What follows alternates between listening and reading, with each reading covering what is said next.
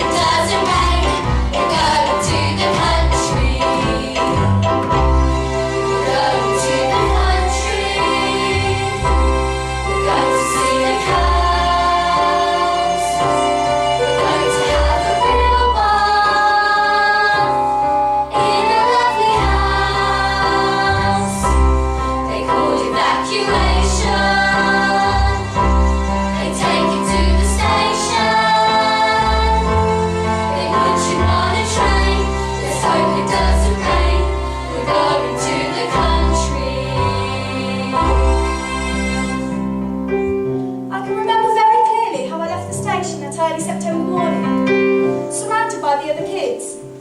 Each of us with a small suitcase and our gas masks in a box hanging on a cord around our necks.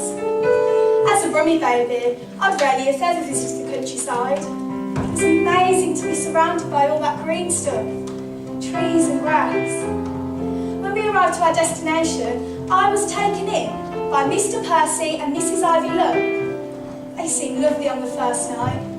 But after that, things really changed. They treated me badly, almost like an animal.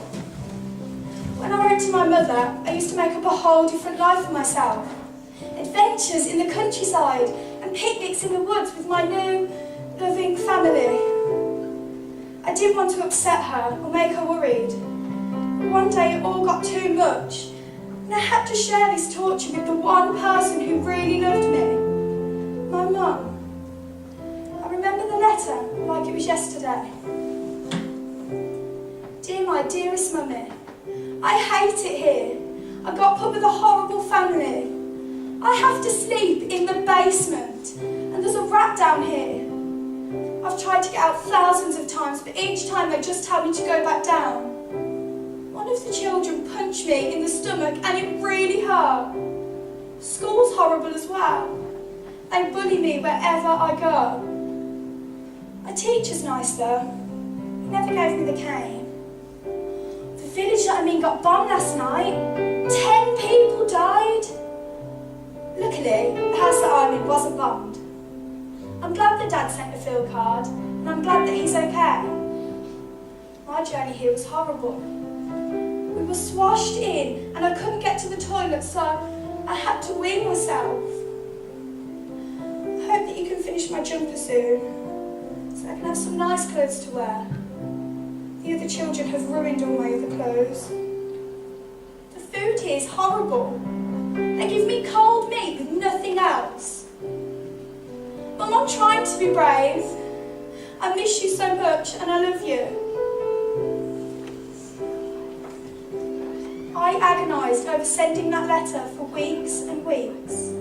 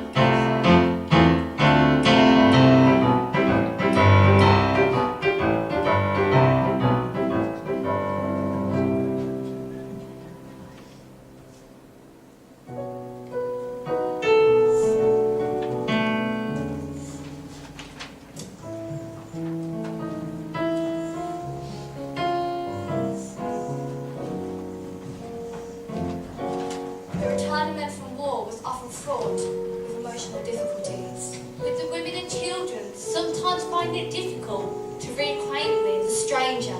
In the 2 years after 1945, more than 4 million British servicemen were sent home. After the most destructive conflict in history. To be reunited with women they'd barely seen in years. And children who simply didn't recognise them.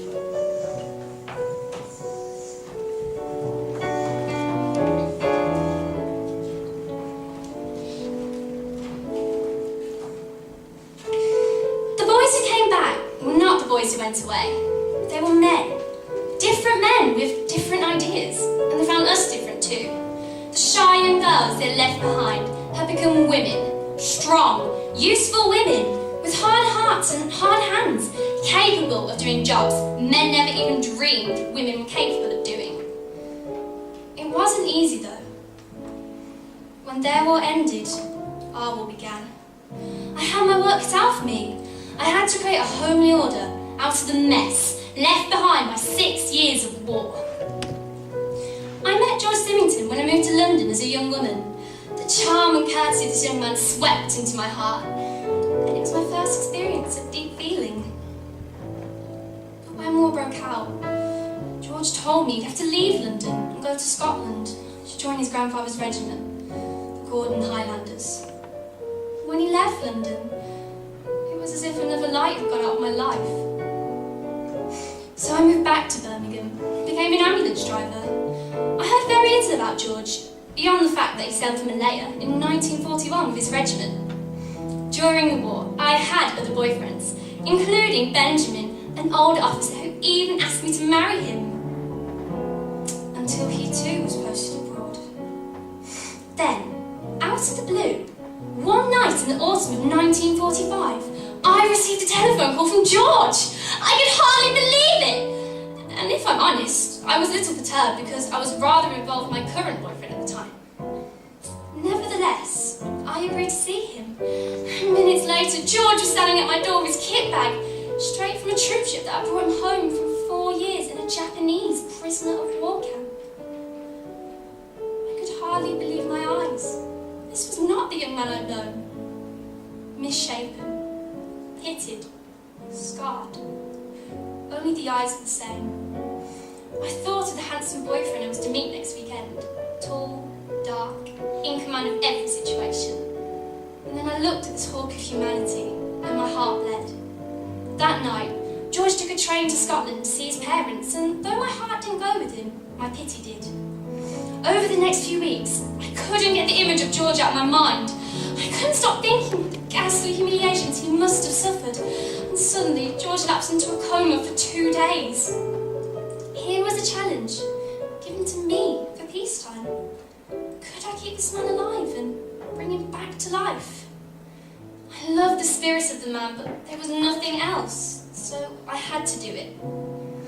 We were married in the spring of 1946, but it was not to be a storybook romance.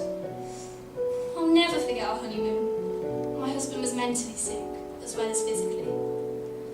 He couldn't eat what he wanted after months of being starved.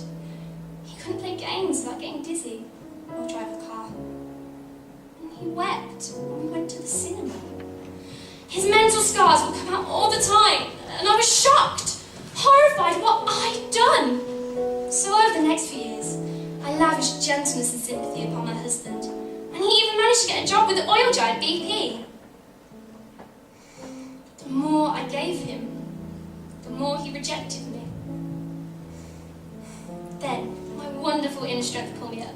I knew I had to get on and take the lead, so I resolved to start a family. What better way of moving forward? Our daughter, Alexandra, was born in 1951. George's health did not improve. He was no companion and difficult to handle. He was quiet, morose, and joyless. His work trained him, and left nothing for anyone or anything else. But I didn't give up. We stayed together. And over the next few years, after his retirement in the early 1990s, we travelled. But by 1999, George relapsed into the difficult, introverted and silent man he'd been when he got back from Borneo. And for the last year of his life, he was looked after by carers who told me he was dead inside. George died in 2000. His eyes that so haunted me. When he asked me to marry him was still there when he died. And I still have to live with the thought that I don't know if I did anything for him.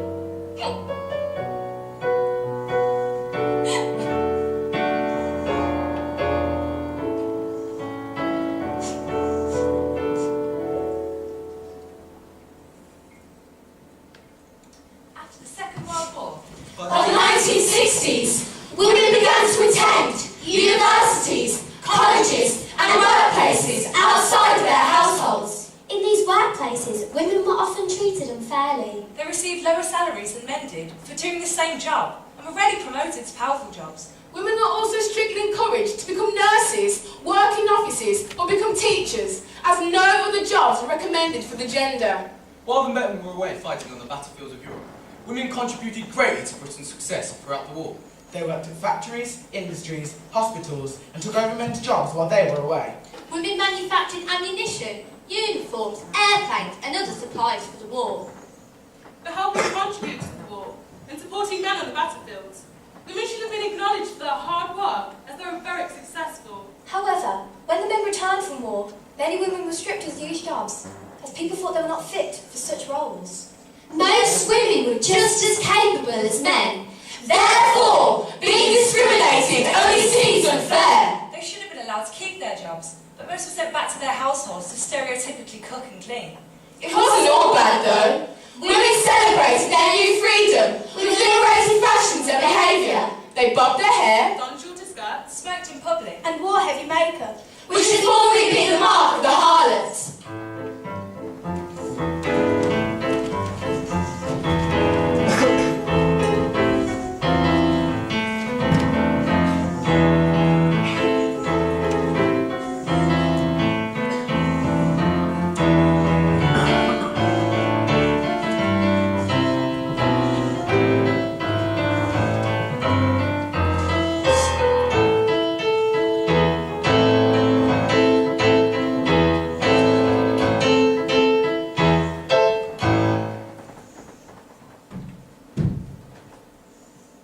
Due largely to bomb damage, Birmingham city centre was extensively rebuilt under the supervision of the city's chief councillor, Herbert Mazzoni, during the post-war years. he was assisted by the city architect, which had housed several people. Emblematic of this was the new ballroom shopping centre. Much of the rebuilding of the post-war period would later be regarded as mistaken, especially a large number of concrete buildings and ring roads, which gave the city a reputation for ugliness. Many Irish people found their way to Britain in the 1950s and 1960s during the post-war boom. And were employed in construction, transport and the health services, especially in Birmingham. Irish immigrants were not seen as aliens, but simply regarded as internal migrants. Even so, the whole time Irish immigrants were suffering from prejudice and likewise victims of crime. Many British people did not want refugees and immigrants working in their country. they were seen as competitors. And it was said that they were taking jobs away from the British unemployed. We lived on 11th Street. My first memory of my new home was arriving on the day with a big furniture van full of stuff, and all the neighbours came out to see what was going on. But at the time, we weren't that popular because there was a lot of Irish immigrants coming over and a lot of racism about. But my first memories were starting school and getting to know the other kids. But I used to find it quite difficult because I had an Irish accent and they couldn't understand what I was saying. Well, I guess I hated it all really. Because we'd come from Dublin and lived in the countryside. We lived in a big house just outside the city. Had a lovely house and a big garden. And then just suddenly be thrown into this dirty, filthy, smoke-ridden place. It was quite difficult. And my mother used to comment on how awful it was. We would go out to play and come back absolutely filthy. She could never understand, you know, because there was nowhere to play. There was the park, mainly the back entrance really, in the backyards. But for my father, it moved been easy. He'd been working part-time in England for 3 years, and aside from an already greater natural confidence, had already made the tiny adjustments in speech, allowing for instant understanding in a social context. There were endless arguments between my mother and my brother, about our accent and our non-English status. He was in daily fights at secondary school and chose to deal with the disorientation by changing his accent almost immediately and completely. It was quickly recognised that the reconstruction of the British economy required a large influx of immigrant labour. The Royal Commission on Population reported in 1949 that immigrants of good stock would be welcome without reserve. And potential newcomers from the Caribbean and elsewhere soon became aware of the pressing needs of the labour market in the UK. A major influx of immigrants from the Commonwealth of Nations changed the face of Birmingham. With large communities from Southern Asia and the Caribbean settling in the city, turning Birmingham into one of the UK's leading multicultural cities. I tell all of them people, Why are you all leaving England? it was so cold. Only white people live there. But I'm still work there England. And better pay. And to tell the truth, when I hear Toro I get £5 a week, me have to agree.